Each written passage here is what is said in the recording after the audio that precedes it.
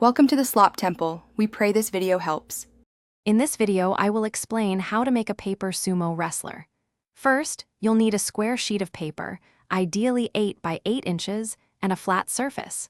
We'll begin by making some foundational folds to establish the wrestler's body. Pay close attention to the creases, as precision helps create a sturdy figure. This project is fun and results in a unique paper toy. Now, let's start with the main body.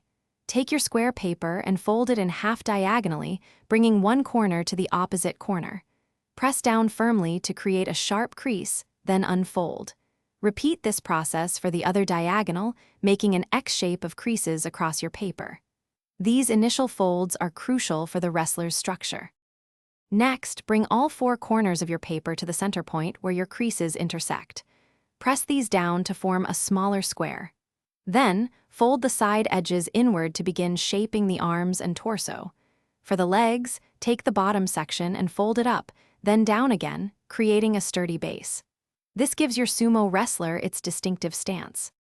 Finally, let's add some finishing touches. Gently adjust the folds to ensure your sumo wrestler stands upright and has a good, balanced stance. You can use a marker to draw on a face, adding personality to your creation. Your paper sumo wrestler is now complete and ready for friendly matches. Enjoy your new paper craft. Thanks for watching. Consider subscribing if we helped you.